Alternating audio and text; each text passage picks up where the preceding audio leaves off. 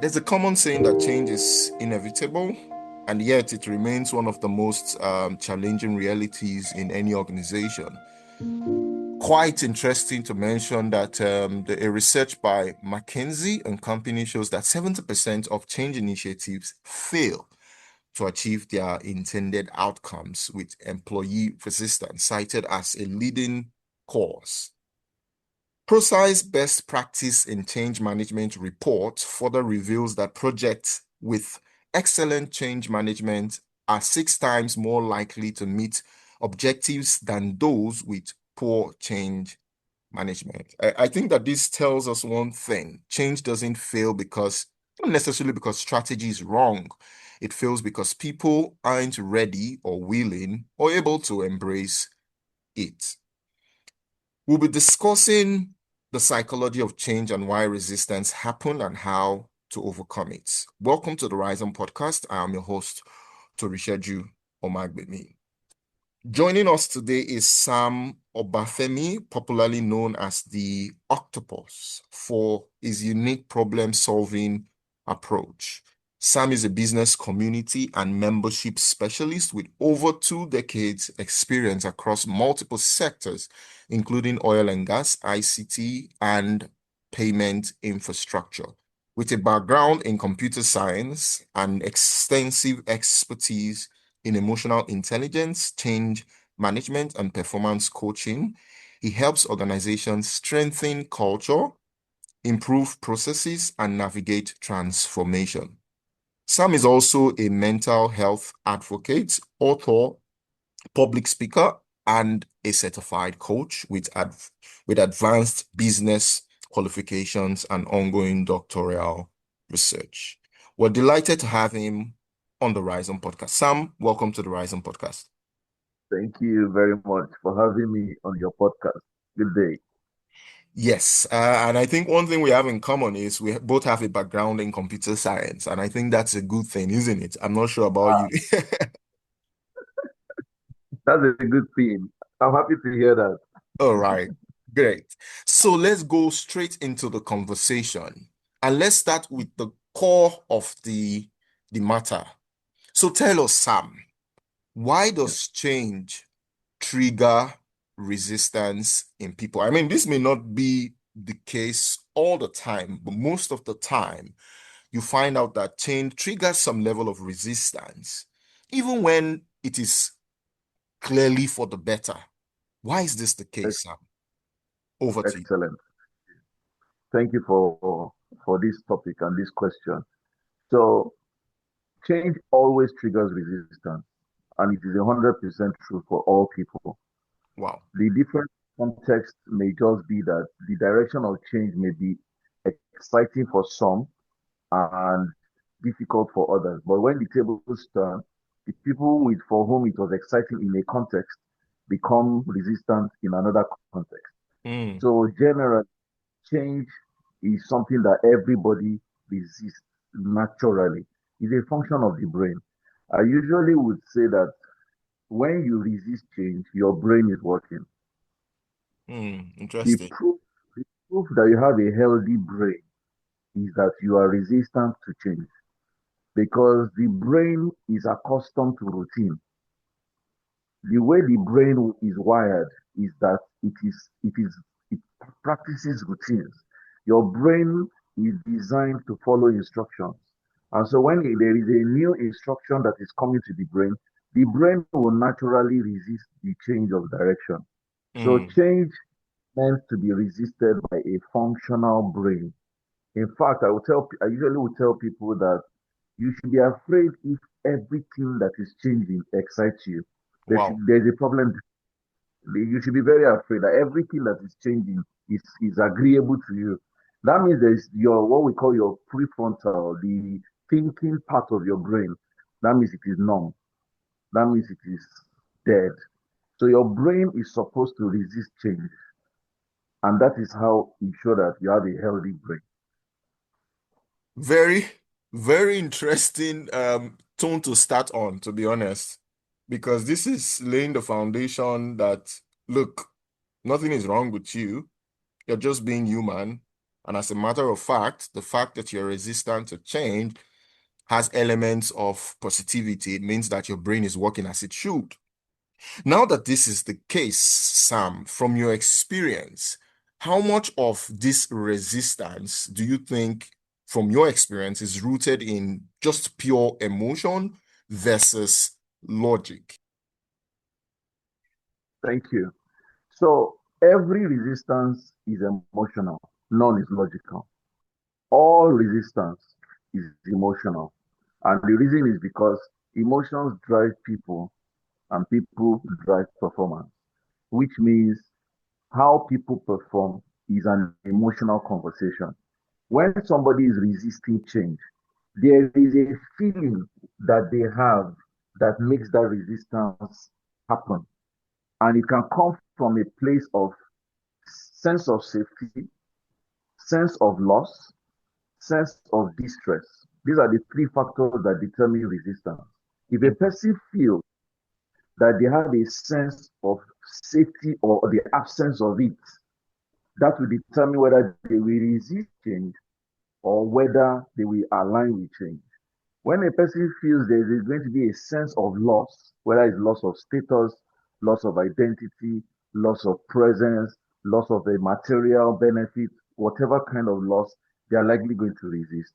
Or when there's a sense of distress, and distress means inconvenience, or they have to make changes, or they have to grow, or they have to improve, or they have to learn, or they have to somehow evolve, is not what everybody readily wants. Mm, So change resistance has an emotional tone, completely emotional tone. That is where now logic sits on the emotional tone. So when mm, I have a sense of fear, for example, maybe fear of loss, that's an emotion. Then my logic will now say, this is why I don't want it. The person may not be able to articulate that it is fear of loss. right. But when Right. we maybe in a therapy session or in a coaching session, when you sit with such a person, you will be able to see through that the logic they are presenting is actually sitting on an emotion. Mm, And even the person championing change, if you sit with that person, you see that all their enthusiasm and drive is sitting on an emotion. And the emotion can be, I'm growing, I'm improving, something's about to happen for me. There's just something about the possibility of change that makes them get into the championship of change. right. So every change resistance is first an emotional concern before it is a logical concern. And now, how leaders can help their people is that you have to understand that if you want a person to perform a particular way, you must find the emotion that will make them do that. So, Mm, if a leader is implementing or advising on a change direction, you must try to capture the concerns of the people that will be impacted by that change. You have to address the possible fear of loss, possible fear of distress, or possible fear, you know, of, of pain that they may have in the process of change. Once you can address that, you realize that nerves will be calm and then people can be open to evolving or going with the change. So basically, bro, yes. change resistance is an emotional conversation before it is logical. Wow. Very another profound point, that there's, I think so what we have established again here is there is always an emotional undertone um, to Yes, every reaction to change. Even if people are able to yes, articulate the logic to why they are either for or against that change, there's always an emotional undertone. I think that's a very good point to now ask the next question. So these different emotions, because excellent. because of course, if we have an emotion of, for instance, the emotion of excitement and feeling of doing the next big thing, that's good for us because it only means that that person is going to support the change, and commit to that change. But for leaders, Yes, of course, the hard knots usually would be those that are feeling the lack of safety, loss, distress, other emotions that you've mentioned. yes, And we would think that it would be right for leaders to be proactive rather than reactive. So Yes. in that sense, what are some of the early warning signs that resistance might be building within a team or an organization? What are these early signs that, leadership can look out for? Over. So, because of our reactive style of leadership in Nigeria, some of the things that leaders may need to look out for is according to the schedule or timelines of the progress of change. There are some early milestones, should I call them low hanging fruits, Yeah, that are supposed to have been achieved.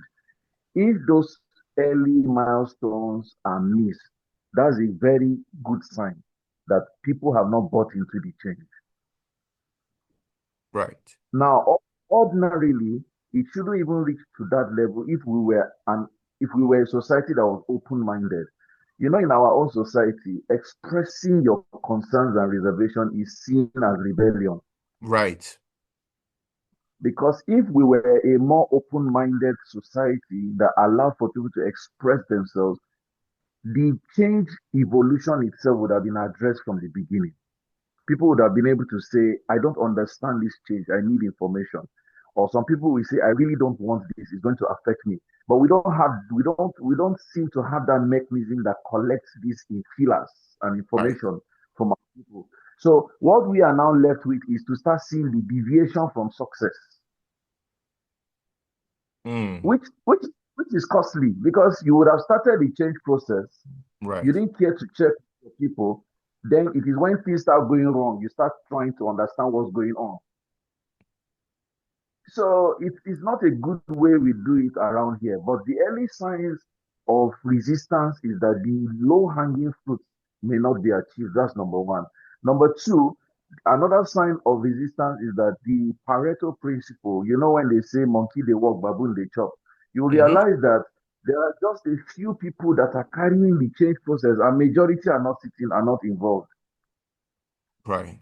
For a leader that is observant, you will realize that only a few people who, for them, there's an emotional benefit in that project. Because the usual conclusion we have around here is that all these people, they're not hardworking, they're lazy. See, these people, they are very hardworking. You don't understand that there is a parasitic attachment to the project or to the change. Right.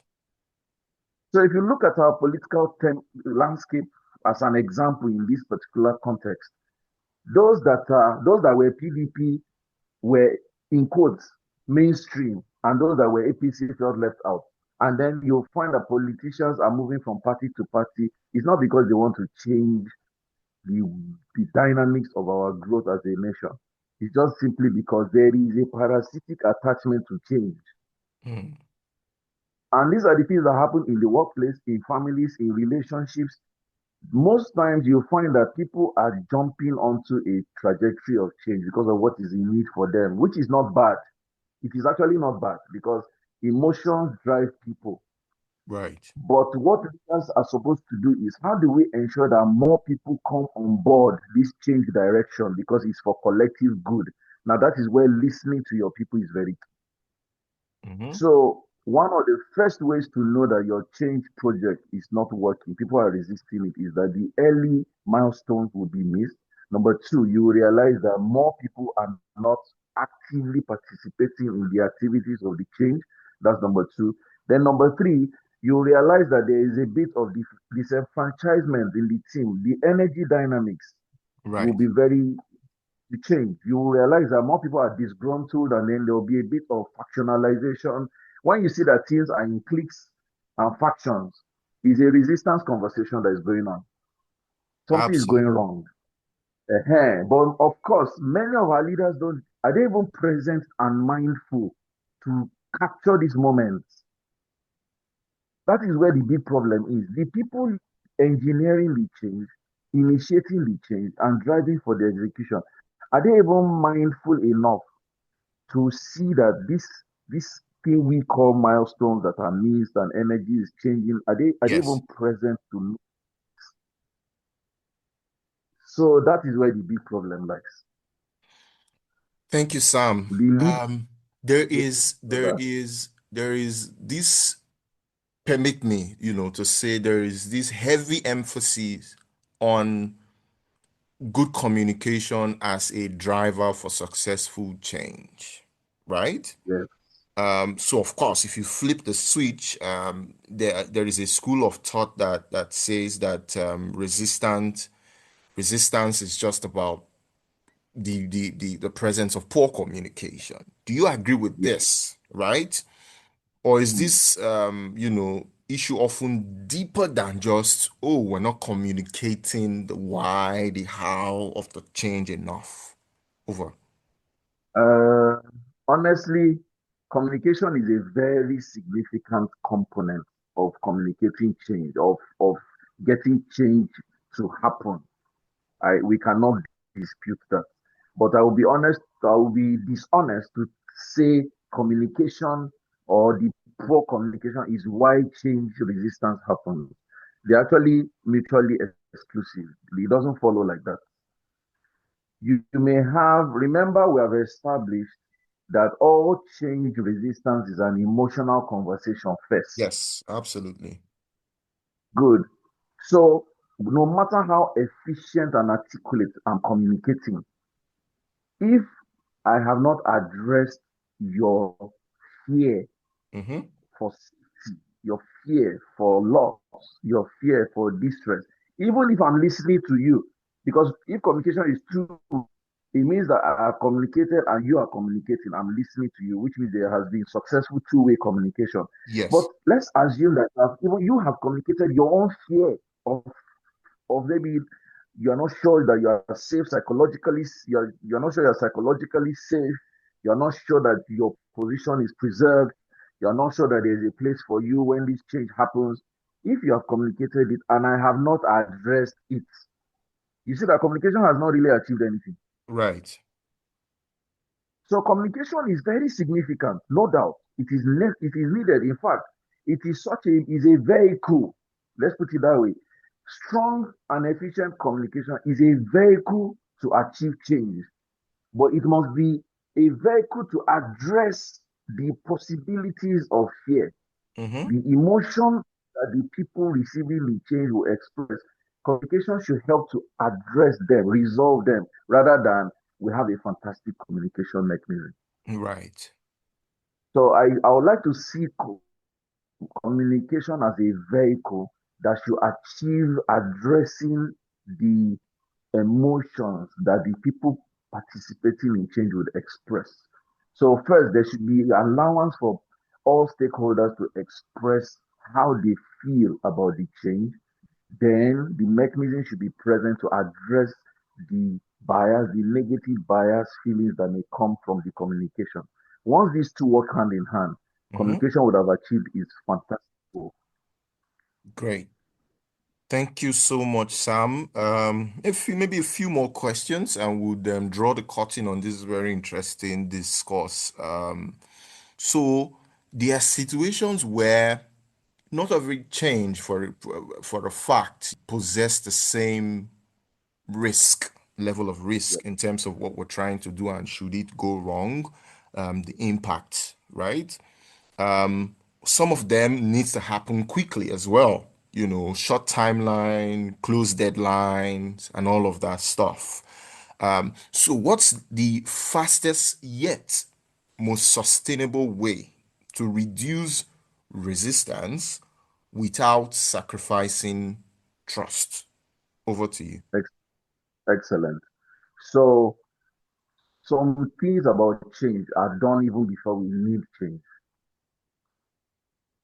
There's what we call, there's this popular quote, preparation meets opportunities. When Yes. preparation meets opportunity, and then they say, when you don't prepare, an opportunity will make a fool of you. That's a quote by Aristotle. Many leaders wait until there is need for change, then they start doing microwave approach and they're trying to do all the we promise everything will go well. Mm, That is counterproductive. A strategic leader would have primed his people even before he needs them to jump on a change project.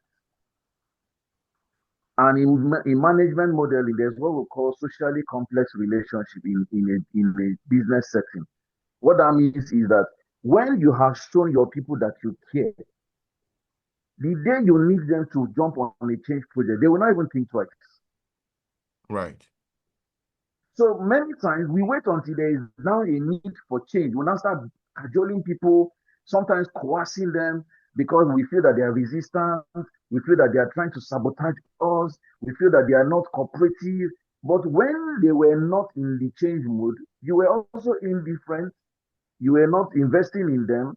You were not involved with them. You were not part of their lives. You are just being absent, distant. And then suddenly there's a change project and you want them to just reciprocate. I mean, it's a mirror. In mirror effect, you get what you give. Right. So You get what you give. Yes. a leader that knows that he always wants his people to rally around his ideas must start wetting the ground before he even needs it. And those are some of the things that I have successfully modeled in my communities. I don't wait until I need a member of my community to do anything for me before I am available for them. In fact, Mm. one consistent feedback I have received about my approach is I'm constantly selfless. I don't even need you to give me anything. I'm always doing it from a place of you don't have to do anything for me. But guess what? I'm human. There are days I need you. Absolutely. And the day I now need you, I have a lot of emotional deposit with you that you can say, oh no, it's Sam. Let me just this is the least I can do for him. So for me, the quick way, the very shortest, smartest way to get change going is to start investing in the people way ahead of when the change situation will come. It's not when the situation comes. But let's Okay. now assume that, okay, the person hearing this podcast is at the point where there is a change requirement now. Mm-hmm. Okay, I didn't do all that yes, okay, Sam, I've heard you. I did not know that before, but now I Yeah. need them. Yeah. The best now is to be vulnerable. You come to the people that you need for this change project and say, guys, I need you now. I don't know how you guys feel about this, but this is what I'm seeing. I'll need your help. What do you think we can do? Okay, how can we own this together? What needs to happen for you to own this with me now? Right. So, in the absence of laying the foundation in advance, the next best step is to be vulnerable in the immediate. Because part of our problem is grandstanding, ego. We feel like you let them do it. Why not? Why can't they do it? After all, we pay them for it. Pay has never been a motivation. It's usually an illusion because you can never pay somebody enough. You know, guys, they give you money rich. You know, they ever enough. It's never enough. Never, never. So pay has never been a motivation. I don't. We here in this side of the world think that just give them money, they go agree. Just give them money, they go agree. It's a lie. Oh. There's no amount of money you give them. Once they spend it, they are back to square one. They want another one. Very correct. Very And you will correct. see that in some context, people will take a pay cut and go to an environment where they are stimulated rather than stay in an environment where the money is high but they are not stimulated. Does that not tell you that pay is not the motivation? Right. So that's the thing. Thank you very much, Sam.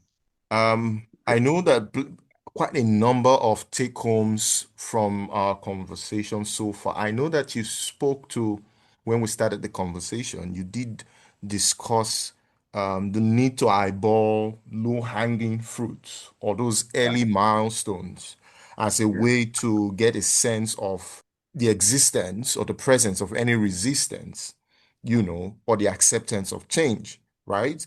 But just to dive a bit, in a minute or two, in that subject, what role do you think that small wins play in helping people accept and support change? Over to you.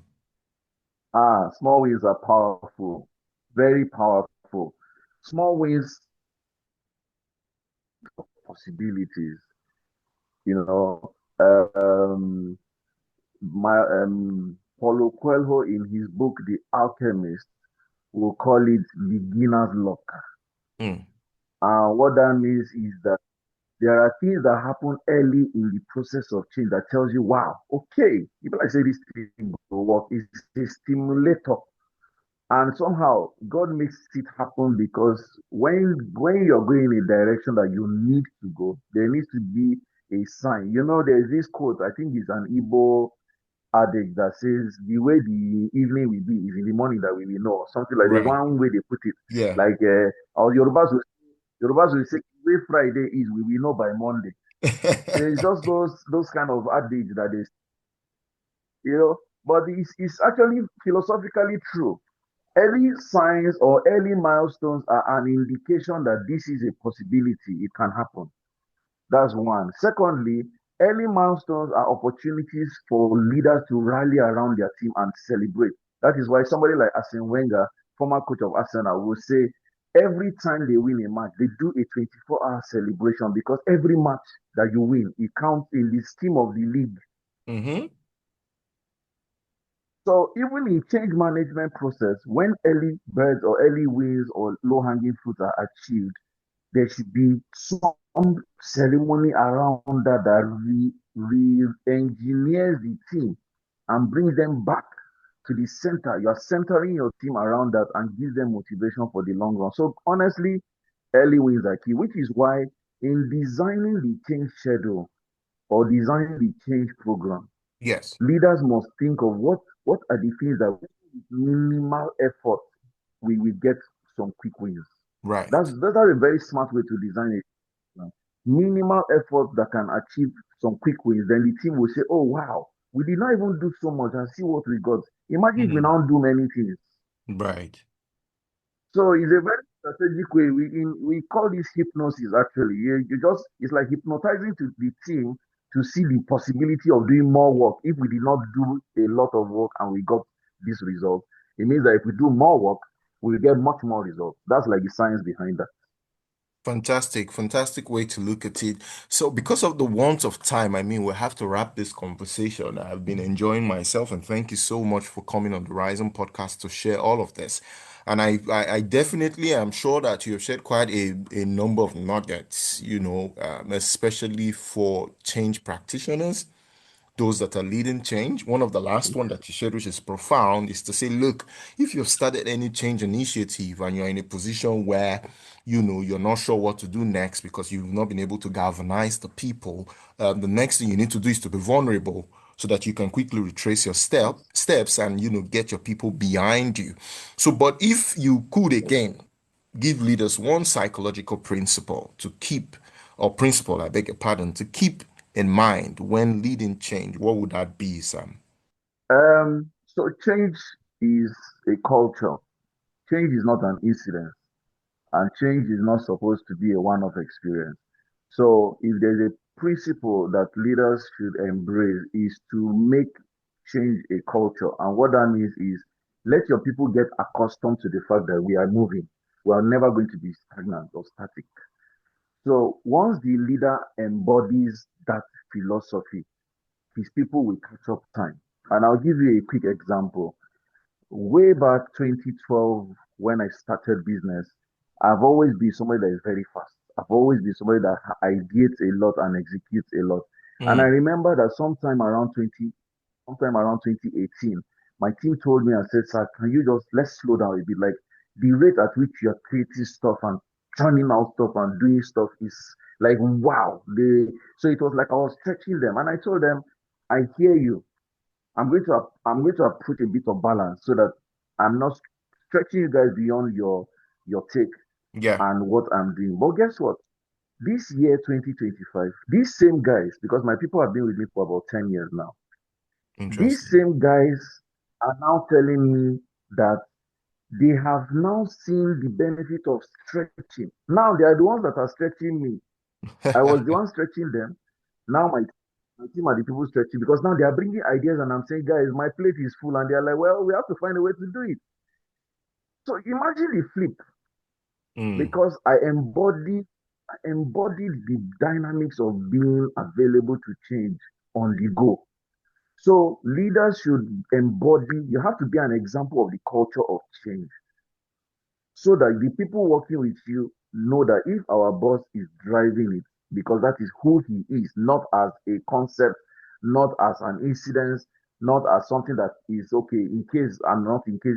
When they know that you are constantly evolving, they will catch up. Because most times change is resisted because we don't walk our talk.